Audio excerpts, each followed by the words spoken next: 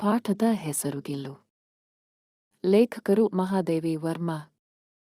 ಒಂದು ದಿನ ಬೆಳಿಗ್ಗೆ ನಾನು ನನ್ನ ಕೋಣೆಯಿಂದ ಹೊರಬಂದು ವರಾಂಡಾದಲ್ಲಿ ನೋಡಿದೆ. 2 ಕಾಗೆಗಳು ಒಂದು ಹೂಕುಂಡದ ಬಳಿ ಆಟವಾಡುತ್ತಿದ್ದವು. ಅದೇ ಸಂದರ್ಭದಲ್ಲಿ ಒಂದು ಸಣ್ಣ ಜೀವಿಯು ನಿತ್ರಾಣ ಸ್ಥಿತಿಯಲ್ಲಿ ಅಲ್ಲಿಯೇ ಬಿದ್ದಿತ್ತು. ನಾನು ಹತ್ತಿರ ಹೋಗಿ ನೋಡಿದಾಗ ಅದು ಒಂದು ಸಣ್ಣ ಅಳಿಲಿನ ಮರಿಯಾಗಿತ್ತು. ಅದು ಬಹುಶಃ ತನ್ನ ಗೂಡಿನಿಂದ ಬಿದ್ದಿರಬಹುದು. ಹಾಗೆ ಈಗ ಕಾಗೆಗಳು ಇದನ್ನು ತಮ್ಮ ಆಹಾರವಾಗಿಸಲು ನೋಡುತ್ತಿದ್ದವು. ಹಾಗೆ ಬಿಡಲು ನನ್ನ ಮನಸ್ಸು ಒಪ್ಪಲಿಲ್ಲ. ಎಚ್ಚರಿಕೆಯಿಂದ ಎತ್ತಿಕೊಂಡು ನನ್ನ ಕೋಣೆಗೆ ತಂದೆ. ಹತ್ತಿಯಿಂದ ರಕ್ತವನ್ನು ಒರೆಸಿ ಬಳಿಕ ಪೆನಿಸಿಲಿನ್ ಮದ್ದನ್ನು ಹಚ್ಚಿದೆ. ಕೆಲವು ಗಂಟೆಗಳ ಚಿಕಿತ್ಸೆಯ ನಂತರ ಅದರ ಬಾಯಿಗೆ ಒಂದು ಹನಿ ನೀರನ್ನು ಹಾಕಲು ಸಾಧ್ಯವಾಯಿತು. ಮಾರನೇ ದಿನ ಅದು ಚೇತರಿಸಿಕೊಂಡು ನನ್ನ ಬೆರಳನ್ನು ತನ್ನ ಸಣ್ಣ ಮುಂಗಾಲುಗಳಿಂದ ಹಿಡಿದುಕೊಂಡು ತನ್ನ ನೀಲಿ ಗಾಜಿನ ಮುತ್ತಿನಂತಹ ಕಣ್ಣುಗಳಿಂದ ಎಲ್ಲೆಲ್ಲೂ ನೋಡತೊಡಗಿತು. 3-4 ತಿಂಗಳಿನಲ್ಲಿ ಅದರ ಮೃದುವಾದ ಕೂದಲು, ಸುಂದರ ಬಾಲ ಮತ್ತು ಹೊಳೆಯುವಂಥ ಕಣ್ಣುಗಳು ಎಲ್ಲರನ್ನೂ ಆಶ್ಚರ್ಯಚಕಿತಗೊಳಿಸಿದವು. ನಾನು ಅದಕ್ಕೆ ಗಿಲ್ಲು ಎಂಬ ಹೆಸರನ್ನು ಕೊಟ್ಟೆನು ಮತ್ತು ಅದೇ ಹೆಸರಿನಿಂದ ಕರೆಯತೊಡಗಿದನು. ನಾನು ಹೂಗಳನ್ನು ಇಡುವ ಒಂದು ಬುಟ್ಟಿಗೆ ಹತ್ತಿಯನ್ನು ಹಾಸಿ ಅದನ್ನು ಕಿಟಕಿಗೆ ನೇತು ಹಾಕಿದೆನು. 2 ವರ್ಷಗಳ ಕಾಲ ಅದೇ ಗಿಲ್ಲುವಿನ ಮನೆಯಾಗಿತ್ತು. ಅದು ತಾನೇ ತೂಗಿಕೊಂಡು ತನ್ನ ಮುತ್ತಿನ ಕಣ್ಣುಗಳಿಂದ ಒಳಗೆ ಮತ್ತು ಹೊರಗೆ ಏನೋ ನೋಡುತ್ತಾ ಅರ್ಥಮಾಡಿಕೊಳ್ಳುತ್ತಿತ್ತು. ನಾನು ಬರೆಯಲು ಕುಳಿತಾಗ ನನ್ನ ಗಮನವನ್ನು ಸೆಳೆಯಲು ಅದು ಅನೇಕ ಪ್ರಯತ್ನ ಮಾಡುತ್ತಿತ್ತು. ನನ್ನ ಕಾಲುಗಳ ಬಳಿ ಬಂದು ಬರದೆ ಹತ್ತಿ ಮೇಲಕ್ಕೆ ಹೋಗಿ ಪುನಃ ಕೆಳಗೆ ಇಳಿಯುತ್ತಿತ್ತು. ನಾನು ಅದನ್ನು ಹಿಡಿಯುವವರೆಗೆ ಇದು ಹೀಗೆ ನಡೆಸುತ್ತಿತ್ತು. ನಾನು ಇದನ್ನು ಒಂದು ಉದ್ದ ಪೊಟ್ಟಣದಲ್ಲಿ ಇರಿಸಿದೆನು.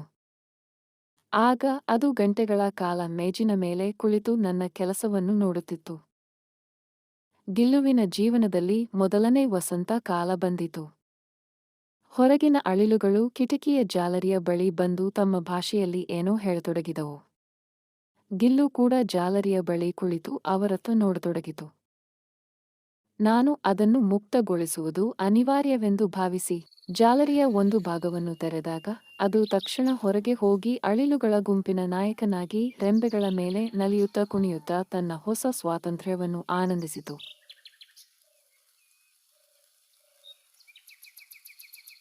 ಮತ್ತೆ ಸರಿಯಾಗಿ ಸಂಜೆ 4 ಗಂಟೆಗೆ ಅದು ಪುನಃ ಹಿಂತಿರುಗಿ ತನ್ನ ತೂಗುಮನೆಯಲ್ಲಿ ಕೂರತೊಡಗಿತು. ಗಿಲ್ಲು ನನ್ನನ್ನು ಅಚ್ಚರಿಗೊಳಿಸುವ ಹೊಸ ಹೊಸ ಮಾರ್ಗಗಳನ್ನು ಕಂಡುಕೊಳ್ಳುತ್ತಿತ್ತು. ಕೆಲವೊಮ್ಮೆ ಹೂಕುಂಡದ ಬಳಿ ಅಡಗಿಕೊಂಡರೆ ಮತ್ತೆ ಕೆಲವೊಮ್ಮೆ ಪರದೆಯ ಹಿಂದೆ ಅಡಗಿಕೊಳ್ಳುತ್ತಿತ್ತು. ಮತ್ತೊಮ್ಮೆ ಸೊಂಜೂಹಿ ಎಲೆಗಳ ಮಧ್ಯದಲ್ಲಿ ಅಡಗಿಕೊಳ್ಳಲು ಪ್ರಯತ್ನಿಸುತ್ತಿತ್ತು. ನನ್ನ ಬಳಿ ಬಹಳಷ್ಟು ಪ್ರಾಣಿ ಪಕ್ಷಿಗಳಿದ್ದವು. ಆದರೆ ಅವರಾರಿಗೂ ನನ್ನ ಜೊತೆ ತಟ್ಟೆಯಲ್ಲಿ ಕುಳಿತು ಊಟ ಮಾಡುವ ಧೈರ್ಯ ಇರಲಿಲ್ಲ. ಆದರೆ ಗಿಲ್ಲು ನನ್ನ ಜೊತೆ ಊಟಕ್ಕೆ ಕುಳಿತುಕೊಳ್ಳುತ್ತಿತ್ತು. ನಾನು ಅದಕ್ಕೆ ಸರಿಯಾಗಿ ಊಟ ಮಾಡುವುದನ್ನು ಕಲಿಸಿಕೊಟ್ಟೇನು.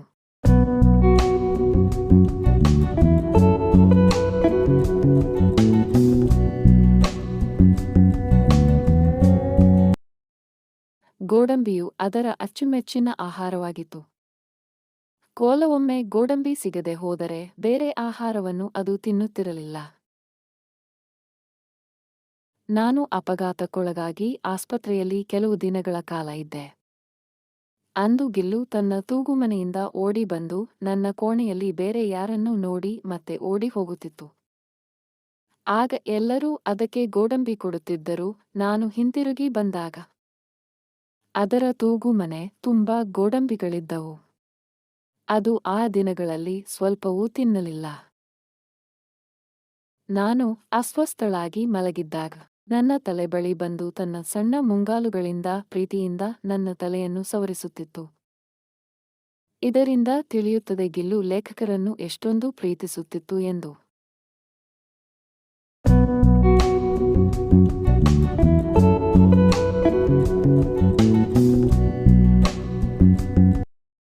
ಬೇಸಿಗೆ ದಿನಗಳಲ್ಲಿ ಗಿಲ್ಲು ಎಲ್ಲೋ ಹೊರಗೆ ಹೋಗದೆ ಮಡಿಕೆಯ ಮೇಲೆ ಮಲಗಿಕೊಂಡೇ ನನ್ನ ಕೆಲಸವನ್ನು ನೋಡುತ್ತಿತ್ತು.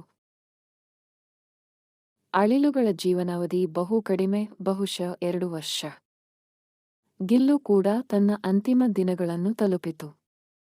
ಆ ದಿನ ಅದು ಎಲ್ಲೋ ಹೊರಗಡೆ ಹೋಗಲಿಲ್ಲ, ಹಾಗೂ ಏನನ್ನೂ ತಿನ್ನಲಿಲ್ಲ.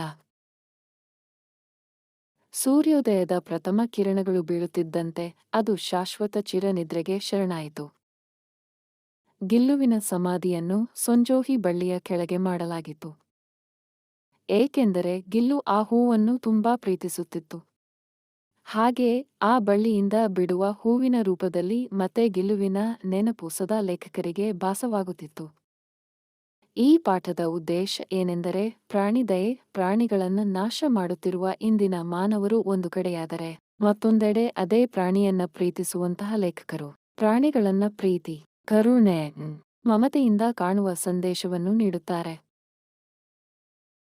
ಧನ್ಯವಾದಗಳು.